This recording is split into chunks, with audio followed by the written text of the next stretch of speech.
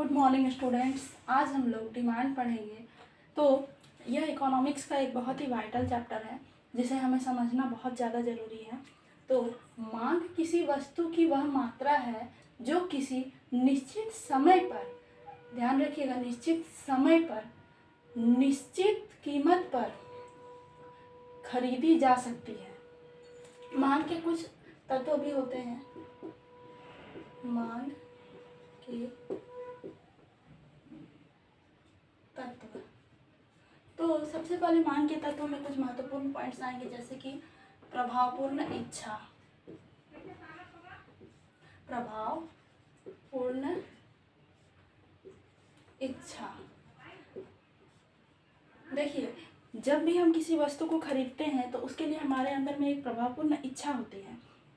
तो मांग का एक बहुत ही महत्वपूर्ण तत्व है प्रभावपूर्ण इच्छा। अब आपने बाजार में कई ऐसे कस्टमर्स भी देखे होंगे जो केवल मार्केट में दुकान दुकान घूमते हैं मगर कोई वस्तु खरीदते नहीं, केवल देख देख कर निकल जाते हैं। तो ऐसा कहा जा सकता है कि उनके अंदर में प्रभावपूर्ण इच्छा नहीं है मांग की, मतलब किसी वस्तु को खरीदने की प्रभावपूर्ण इच्छा नहीं है। तो यह मांग के एक तत्व में नहीं आएगा।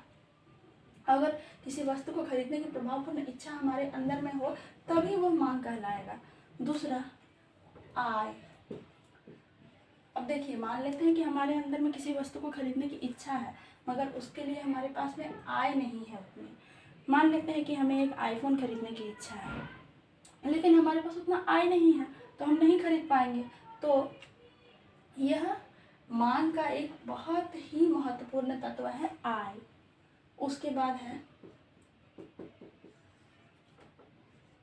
व्यय करने की तत्परता।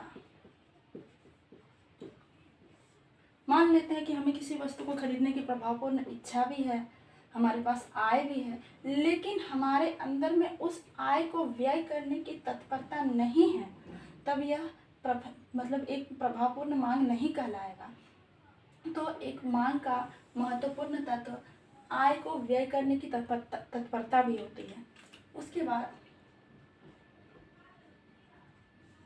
कीमत का ज्ञात होना। कीमत का ज्ञान होना।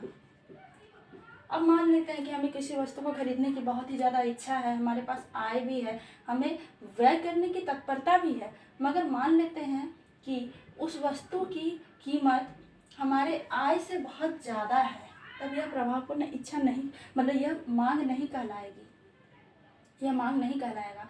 अर्थात प्रभावपूर्ण इच्छा भी होनी चाहिए, हमारे पास आय भी होनी चाहिए, व्यय करने की तत्परता भी होनी चाहिए और हमें कीमत का ज्ञान भी होना चाहिए। मान लेते हैं कि मुझे एक आईफोन खरीदने का बहुत ज़्यादा इच्छा है, मेरे पास में इनकम भी है, मेरे पास कुछ इनकम भी है, मैं उस इनकम को खर्च करने का मैं मतलब इच्छा भी रखती हूँ, लेकिन मुझे उसका कीमत नहीं पता है और जब मैं मार्केट में इसे खरीदने जाती हूँ तब इसका कीमत मेरी आय से बहुत ज़्यादा हो जाता है।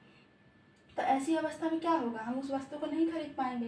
तो एक मांग जो होता है, मांग के एक तत्वों में कीमत का ज्ञान होना एक बहुत ही महत्वपूर्ण तत्व है। उसके बाद है निश्चित समय। समय, अब मान लीजिए कि हमारे पास प्रभावपूर्ण इच्छा है, आय है, व्यय करने की तत्परता भी है, कीमत भी ज्ञान है, लेकिन उसके लिए निश्चित समय होना चाहिए। अब ऐसा तो नहीं है कि हम आधी रात को किसी वस्तु को खरीदें जहाँ मतलब कि और उस समय उस वस्तु को खरीदना पॉसिबल ना हो। मान लीजिए कि आधे रात को हम आइसक्रीम का डिमांड करते हैं, हमारे पास में प्रभावपूर्ण इच्छा भी है, मेरे पास आय भी है, व्यय करने की पूरी तत्परता है, मुझे कीमत का भी पता है, लेकिन वो समय सही नहीं है, उस समय उस चीज़ को उपलब्ध नहीं कराया जा सकता है, तो यह मांग का तत्व नहीं कहलाएगा। मतलब एक मांग में कम से कम तो ये 5 चीज़ें होनी चाहिए। उसके बाद है स्थान, निश्चित स्थान। अब हमें जिस वस्तु को खरीदना है उस वस्तु के लिए वह स्थान प्रॉपर होना चाहिए। अब किसी गांव में जाकर के हम वहाँ पर 5 स्टार होटल की डिमांड करेंगे तो शायद हमारा यह मांग का तत्व मतलब मांग नहीं कहलाएगा। जिस वस्तु की हम मांग कर रहे हैं उसका स्थान भी सही होना चाहिए। आशा करती हूँ कि आप लोगों को मेरा यह टॉपिक समझ में आया होगा। इस तरह के और भी टॉपिक्स देखने के लिए लगे रहिए हमारे साथ हमारे यूट्यूब चैनल में। हमारे यूट्यूब चैनल का नाम है इकोनॉमिक्स लर्निंग डिज़ाइन, और हमारे फेसबुक पेज पर भी बने रहिए।